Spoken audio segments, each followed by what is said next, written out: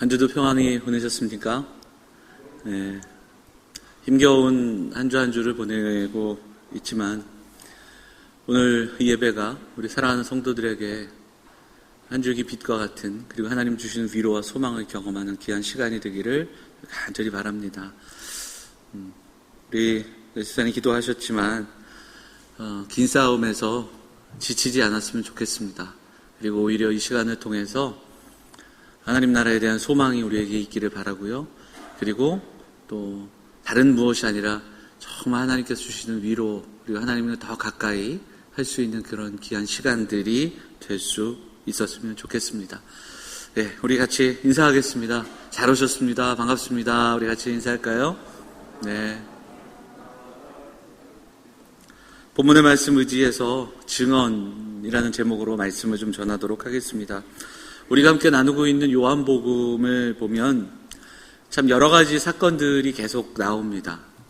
예루살렘을 중심으로, 그리고 예수님께서 예루살렘에서 또 갈릴리로 또 가시는 길 여정 속에서 일어나는 사건들, 또 표적들이 있습니다. 그리고 이 사건은 사건으로만 끝나는 게 아니라 사건과 표적 이후에는 그것을 공격하는 자들, 그리고 그것을 이야기 삼는 자들과 더불어 예수님이 이야기하시는, 어찌 보면 논쟁하시는 내용들이 계속해서 반복됩니다. 어찌 보면 요한은 그것을 의도적으로 그렇게 기록하고 있는지도 모르겠고요. 그래서 요한은 그 사건을 표적이라는 단어, 사인이라는 단어로 우리에게 들려주고 있는 겁니다. 38년 된 병자를 고치셨습니다. 그런데 안식일날 고쳤다는 이유로 사람들의 공격을 받았고, 그럼에도 불구하고 예수님은 그들에게 아버지께서 일하시니 나도 일한다, 이렇게 말씀하셨습니다. 이로 인해 더 공경에 처하시고, 그리고 또 위기에 몰리시지만 예수님은 그들에게 이 말씀이 어떤 뜻인지를 하나씩 전하고 계십니다. 그래서 지난주에 아들의 일, 아버지의 일을 하는 아들의 권세, 그런데 이것이 능력과 또한 어떤 가진 권세 이전에, 물론 그 권세 안에는 생명과 심판의 권세가 있지만 아들은 아버지께 순종하는 자세로 이 자리에 임하고 있다는 것을 우리가 나눴습니다. 자, 오늘 우리가 31절부터 읽었는데요. 30절, 우리 성경 찾았으니까 위에 살짝 볼까요? 30절 말씀. 오늘 읽기 시작한 31절 위에 30절 말씀을 같이 한번 읽어보도록 하겠습니다. 시작. 내가 아무것도 스스로 할 수 없노라. 듣는 대로 심판하노니 나는 나의 뜻대로 하려 하지 않고 나를 보내신 이의 뜻대로 하려 함으로 내 심판은 의로우니라. 이 30절 말씀도 지난주 말씀의 오히려 결론과 같은 말씀으로 내 스스로 하지 않고 아버지를 의지하고 아버지께 순종하는, 아버지의 뜻을 위하여 이 일을 임하시는 주님의 마음, 주님의 자세를 우리에게 전해주고 계십니다. 그리고 이제 오늘 31절부터는 그런 가운데 주님이 주님 되심을 증언하는 또 다른 증인들을 소환해서 이것이 나에 대하여 이야기하는 증언 아닌가, 이렇게 말씀하시는 이야기들이 나오는데요. 오늘 본문에는 증언이라는 단어가 여러 번 나옵니다. 증언이라는 단어를 국어사전에서 찾아보면 사실을 말로 증명하다, 이렇게 되어 있습니다. 법적인 용어로는 증인이 진술하는 것을 증언이다, 이렇게 이야기하죠. 예수님께서는 지금 그들과의 이야기하는 이 자리, 논쟁의 자리로 끝내지 않으시고 법정적인 그 용어를 쓰시면서 마치 증언 때에 증인들을 불러다가 다시 한번 확인하는 그런 장면을 우리에게 보여주고 계시는 겁니다.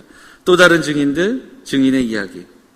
이거 왜 그러냐면 사실 예수님 당시에 많은 사람들이 예수님에게 자기를 좀 증명하라고 그렇게 여러 차례 요구하는 그런 모습들이 분명히 있습니다.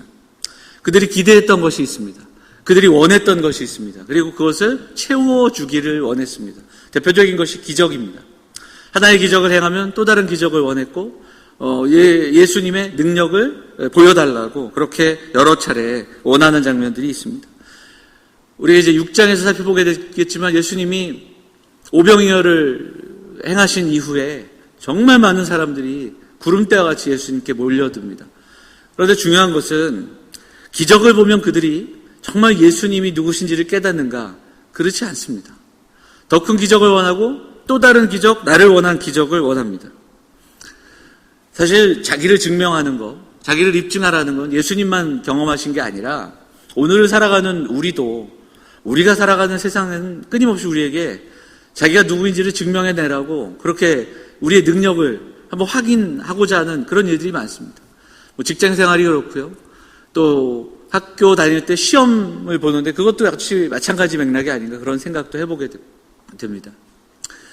예수님은 공생애를 시작하시면서 이 자기 입증의 시험대를 여러 차례 경험하시는데 지난 수요일 날에도 우리가 이 말씀을 나눴는데 마태복음 4장에 보면 예수님이 공생애를 시작하실 때 사탄에게 시험당하시는 장면이 나옵니다. 우리가 지난주 수요일 날 이 말씀을 충분히 이야기를 들었는데 바로 이것도 어찌 보면 1년에 자기를 입증하라고 그리고 예수님에게 자기 입증의 문제를 처음 이렇게 문제 제기를 했던 사탄의 시험입니다.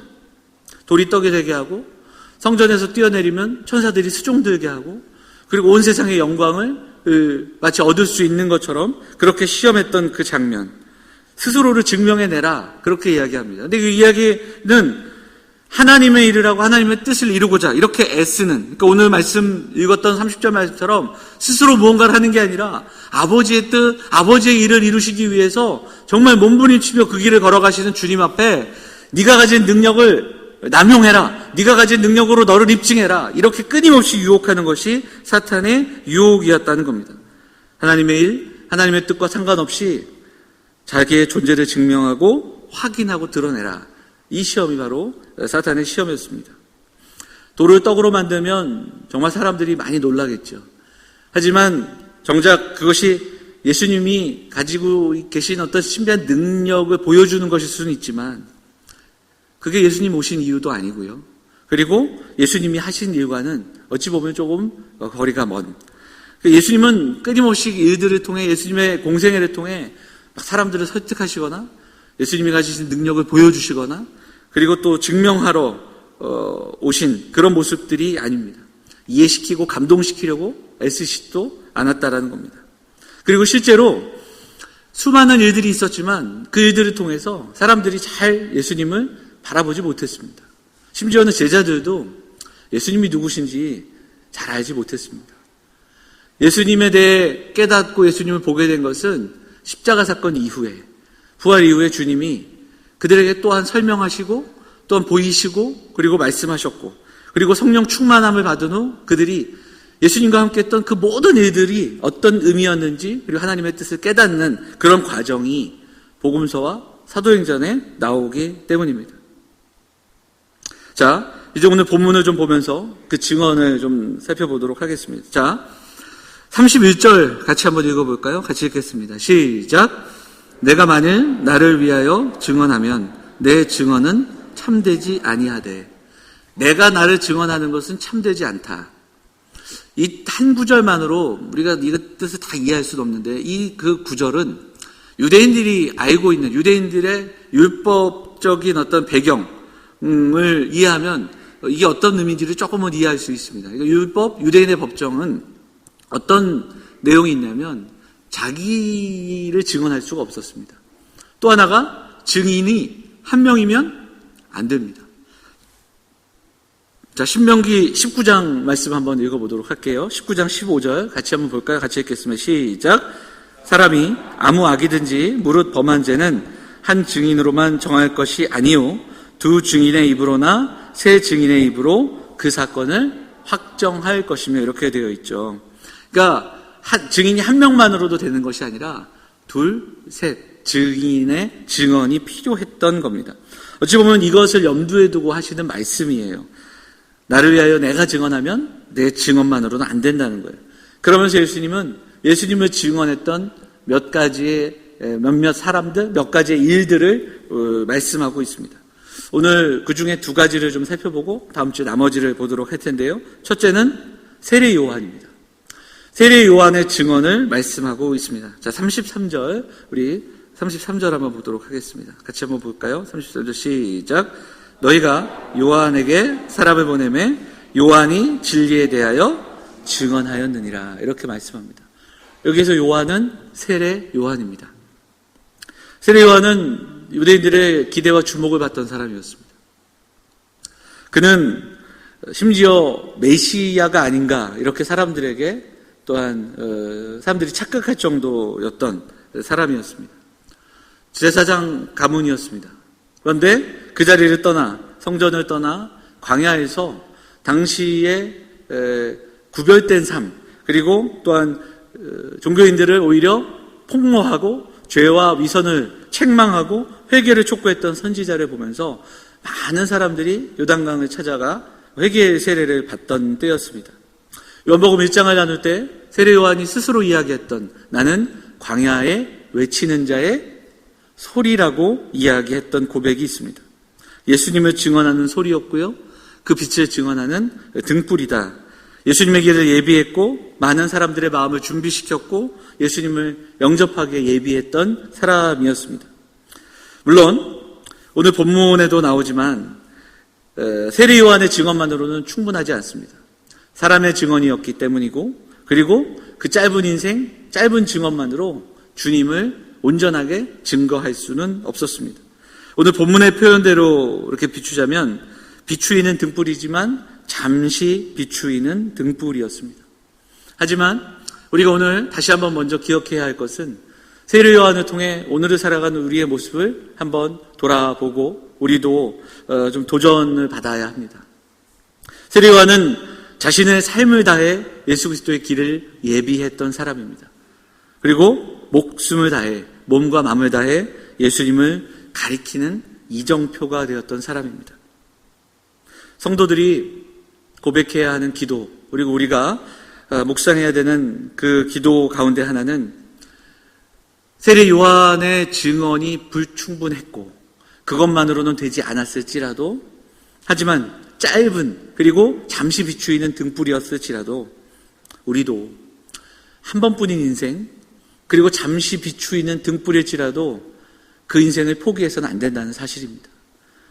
사랑하는 여러분, 오늘 우리가 잠시 이 말씀을 좀 붙들고 기도하기를 원하는 것은 우리도 믿음으로 그 빛을 비추는 등불, 예수님을 가리키는 이정표, 바로 우리가 그 이정표가 되는 삶을 살아가는 사랑하는 성도들, 우리 사랑하는 가족들이 되시기를 간절히 소망합니다. 백범 김구 선생님이 하신 말씀 중에 이런 말씀이 있어요. 제가 한번 읽어볼게요. 제가 읽겠습니다. 눈을 밟으며 벌판을 걸어갈 때는 모름지기 어지럽게 함부로 걸어가지 말아라. 오늘의 내가 걸어가는 발자국은 뒤에 따라오는 사람들의 이정표가 될 터이니, 이런 이야기가 있습니다. 우리가 살아가는 삶은 참 복잡하고 참 힘겨운 삶입니다. 그래서 어지럽고 또 때로는 수많은 선택 가운데 살아가는 그런 삶일지라도 오늘 다시 한번 세례 요한의 이야기를 좀 보면서 잠시 비추이는 등불이지만 우리가 가는 이 길이 어떤 길인지를 다시 한번 돌아보고 한 번뿐인 인생, 잠시인 인생, 그러나 우리가 결단하기는 복음을 비추며 예수 그리스도를 가리키는, 그래서 오늘 본문 말씀처럼 세례 요한을 통해 많은 사람들이 예수님께 나와왔던, 그리고 예수님의 길을 예비했던 그런 놀라운 역사처럼 오늘 우리 사랑하는 성도들이 바로 그 이정표와 같은 인생들, 그 등불과 같은 인생들, 세례 요한에 걸어왔던 그 길을 함께 걸어가는 우리 사랑하는 성도들, 사랑하는 가정들 다 되시기를 주의 이름으로 축원을 드립니다. 자, 예수님께서는 세례 요한의 이야기를 잠시 하신 이후에 두 번째 증언을 말씀하시는데 더 큰 증거가 있다고 말씀하고 계십니다. 자, 36절 말씀 한번 보도록 하겠습니다. 36절 같이 한번 읽어볼까요? 같이 읽겠습니다. 시작.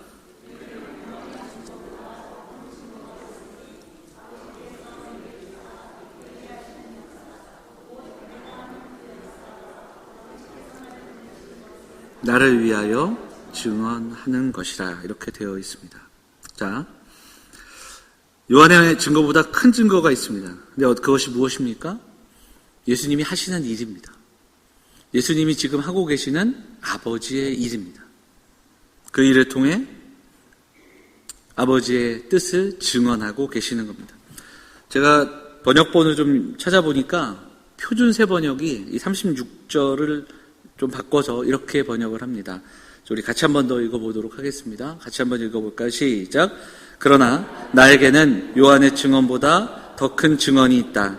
아버지께서 나에게 완성하라고 내려주신 일들, 곧 내가 지금 하고 있는 바로 이 일들이 아버지께서 나를 보내셨다는 것을 증언하여 준다. 이렇게 번역이 됩니다. 예수님의 일을 보면, 예수님이 가시는 길을 보면 아버지의 아들임을, 그리고 아버지의 뜻을 알 수 있다는 겁니다. 그래서 요한은 예수님이 행하신 모든 일들을 그 중에 몇 가지를 골라 바로 그것을 표적이라고 이야기하고 영어로는 사인이라고 이야기하고 있는 겁니다. 기적을 기록한 것은 그저 이런 일들이 있었다가 아니라 바로 그 일들이 예수 그리스도가 누구신지를 보여주기 때문입니다. 그 기적을 통해 하나님이 하시는 일들을 비춰주기 때문입니다. 가나의 혼인잔치를 통해 물이 포도주가 되게 하신 그 사건은 단순하게 그 물을 포도주로 바꾼 그런 차원의 것이 아니라 기쁨이 사라진 그 유대인들의 가정 속에 참된 기쁨을 주시는 그 주님이 유대인들 이스라엘에 찾아오셔서 정말 장차 주실 종말론적 기쁨, 그리고 교회가 잃어버린 그 기쁨들을 채워주시는 그 장면들을 우리는 살펴볼 수 있습니다. 신하의 아들을 고치시고 그리고 38년 된 병자를 고치시는 장면을 통해 우리는 예수님이 생명을 주관하시는 분임을 또한 알 수 있습니다. 안식일 날 병자를 고치심을 통해 진정한 안식일의 주인이 누구신지를 우리에게 비춰주고 있다는 겁니다. 예수님은 그 하시는 일들을 통해서 하나님의 아들이심을 보이고 있고 예수님은 그것이 나의 증거가 된다라고 말씀하고 있습니다. 더더욱 우리가 지금 읽었던 표준세 번역을 보면 아버지께서 나에게 완성하라고 내려주신 일, 이렇게 되어 있습니다. 예수님이 이루신 일은 단순하게 기적을 통해 예수님 자신을 드러내는 일로 끝나지 않습니다. 아버지께서 주신 그 일은 바로 십자가입니다. 십자가를 통해 하나님의 백성들, 택하신 백성들을 구원하시는 일입니다. 예수님의 표적의 끝에는, 그 지점에는 십자가와 부활이 있습니다. 예수님은 죽으심을 통해 아버지의 일을 다 이루셨다라고 말씀하셨습니다. 이것을 위해 오셨고 다른 어떤 것으로 자신을 드러내고 증명하지 않으셨습니다. 표적과 십자가와 부활이 결국은 예수 그리스도가 누구신지를 우리에게 분명하게 보여주고 있다는 겁니다. 사랑하는 여러분, 예수님은 이 땅에 오실 때 자기를 비워 종의 형체로 오셨습니다. 아들의 권세를 말씀하셨지만 권세와 능력을 자랑한 것이 아니라 순종의 자세를 먼저 우리에게 보여주셨습니다. 그리고 그 일을 끝까지 순종하시면서 이루어 가셨다는 겁니다. 저는 오늘 이 말씀을 좀 묵상하면서 이 예수님의 일이 예수님을 증언하는 증언이 되었고 아버지의 뜻을 이루시는 일이 되었듯이 오늘 우리가 함께 묵상하며 기도하기는 우리도 정말 우리의 모든 존재의 이유 그리고 삶의 목적이 우리 주님을 닮아가는 그런 인생들 되기를 간절히 소망합니다. 이게 왜 중요한가? 이 이야기를 요한복음을 찾아보면 조금 더 우리에게 설명해 주는데요. 요한복음 17장 말씀을 좀 보겠습니다. 17장 18절입니다. 자, 위에 두 줄인데요. 같이 한번 읽어볼까요? 같이 읽겠습니다. 시작. 아버지께서 나를 세상에 보내신 것 같이 나도 그들을 세상에 보내었고, 이후에 17장을 나눌 때 한 번 더 나누겠지만 여기에서 보면 계속해서 지금 나오는 구절, 즉 5장에서 나왔던 구절이 반복해서 17장에 나옵니다. 뭐냐면 아버지가 나를 보내셨다는 겁니다. 그런데 17장에서는 여기서 끝나지 않고 아버지가 나를 세상에 보낸 것 같이 그 다음에 뭐가 나옵니까? 나도 그들을 세상에 보내었고, 여기서 그들은 누굽니까? 제자들이 되겠고요. 바로 오늘을 살아가는 믿음의 사람들입니다. 그러니까 우리가 하나님의 일을 위하여 아들이 이 땅에 오신 것처럼 그 아들은 하나님이 택하신 자들을 통하여, 교회를 통하여, 성도들을 통하여 세상에 보내셨다는 겁니다. 우리는 부르심을 받고 택함을 받은 자들인데요, 거기서 멈춰지지 않고 보내심을 받은 자들이 바로 우리라는 이야기입니다. 자, 그 다음에 17장 21절 계속해서 어떤 이야기를 하시나 볼까요? 같이 읽겠습니다. 시작. 아버지여, 아버지께서 내 안에, 내가 아버지 안에 있는 것 같이 그들도 다 하나가 되어 우리 안에 있게 하사 세상으로 아버지께서 나를 보내신 것을 믿게 하옵소서. 이 말이 무엇입니까? 우리를 보내셨습니다. 그들을 내가 세상에 보내었다. 근데 그 보낸 이유가 뭡니까? 삼위 하나님의 하나 되신 같이 그들도 하나 되어 바로 세상이 하나님을 보게 하고 세상이 예수 그리스도를 믿게 하는데 그 목적이 있는 겁니다. 그러니까 세상을 향하여 예수님을 보여주는 것, 그것이 예수님의 방법인데 예수님이 직접 하시는 게 아니라 이제는 택하신 자들, 그들을 통하여 보내시고 그 보내심을 받은 자들이 세상에 예수 그리스도를 비추고 보여주는 그 놀라운 일들을 이야기하고 있다라는 겁니다. 우리가 누굽니까? 보내심을 받은 자들입니다. 왜 보내셨습니까? 주님을 비추라고, 주님을 보여주라고, 예수 믿는 사람임을 증명하라고, 예수님이 어떤 분이신지, 그리고 그 사랑과 은혜가 얼마나 풍성한지, 우리가 받은 그 사랑이 어떤 것인지를 증언하라고 우리를 보내셨다라는 겁니다. 사랑하는 여러분, 우리는 지금 그 증언대 위에 살아가고 있는 사람들입니다. 우리가 살아가는 삶이 그저 나를 위해, 내 목적을 위해 내 삶을 살아가는 그런 삶으로 끝나는 것이 아니라 우리는 지금 그 증언대 위에서 살아가고 있다라는 겁니다. 무엇을 보여주며 무엇을 증언하며 살고 계십니까? 왜 점점 세상은 예수를 믿지 않는 걸까요? 왜 점점 세상은 교회를 향하여 손가락질하는 걸까요? 우리는 지금 무엇을 증언하며 무엇을 보여주고 살고 있습니까? 오늘 우리가 이 말씀 묵상하면서 좀 함께 우리 가슴에 새기고 돌아보고 기도하기를 원합니다. 요즘 뉴스를 보면 그 정의연이라는 단체에 대해서 여러 번 많이 듣지요. 그리고 이제 그 일을 위해서 30년 수고했던 사람과 또 일어난 여러 가지 상황들, 저 이제 그 논쟁을 이야기하려는 게 아니라, 이제 그 궁극적으로 보면 위안부 또 정신대 문제인데, 우리가 이제 이 위안부에 대해서 좀 더 많은 관심을 갖게 된 계기들이 있잖아요. 그 중에 하나가 저는 그 영화 한 편이었습니다. 보신 분도 있겠지만 I Can Speak라는 영화가 있었습니다. 아마 TV에서도 하고 했을 텐데, 사실 그 영화를 볼 때까지만 해도요, 저는 할머니가 영어를 배우는 재밌는 코미디로 알고 이렇게 봤습니다. 근데 그 내용을 간단하게 보면 괴짜 할머니가 주민센터 직원에게 영어를 배우는 내용이거든요. 근데 이게 왜 그런가 보니까 이 할머니가 자신의 과거를 숨기고 있었지만 위안부였어요. 그런데 그 위안부에 이름이 등록되지 않고 다른 데 이름이 등록되어 있기에 자신을 드러내지 않고 살아가던 그런 할머니였습니다. 그런데 그 할머니의 친구, 같이 위안부였던 친구가 미국 하원에서 일본의 어떤 그 행태를 증언하기 위해 준비하다가 아마 치매였던 것 같은데 치매로 인해서 증언을 더 이상 할 수 없는 상태가 되니까 이제 이 할머니가 나서게 되는 거죠. 그래서 영어를 공부하는 내용이더라고요. 그래서 마지막에는 정말 눈물이 막 나던 내용인데요. 그 장면이 이런 장면이 있습니다. 할머니가 그 이름이 없다라는 이유로 증인이 자격이 없다, 증거가 없다, 이런 내용이 나오다가 결국 우여곡절 끝에 증언을 하게 돼요. 근데 증언을 하는데 이 할머니가 증언하기 전에 어떻게 합니까? 옷을 이렇게 비춰서 다 드러내고 온몸에 있는 상처를 보여줍니다. 거기 있던 많은 사람들이 그 상처를 봅니다. 일본군들이 낙서하고 막 칼로 긋던 그 상처들이 있지요. 그러면서 이제 막 소리를 내면서 얘기합니다. 명단에 없다고, 증거가 없다고 하면서 내가 증거라고. 이 몸이 증거고 내 마음의 상처가 증거라고. 그리고 지금 살아있는 다른 사람들이 다 증거라. 이 이야기를 합니다. 설교 준비하면서 그 이야기가 계속 생각이 났습니다. 내가 증거다. 내가 그 상처, 내 상처가 증거며 내가 그 흔적이다. 그러면서 그 사도 바울이 이야기했던 갈라디아서 말씀이 생각났습니다. 갈라디아서 6장 한번 보면 6장에는 이런 말씀이 있죠. 6장 17절 같이 읽어볼까요? 시작. 이후로는 누구든지 나를 괴롭게 하지 말라. 내가 내 몸에 예수의 흔적을 지니고 있노라. 여기서 흔적이 헬라어로는 스티그마, 그래서 낙인이라는 단어, 그러니까 노예들에게 찍었던 도장, 이런 뜻이 있습니다. 물론 이 구절이 여러 가지 의미로 해석이 됩니다. 그 마음에 담아있는 철저히 예수님만을 드러내려고 하는 나는 예수님의 종이다, 이런 고백이 담겨 있고요.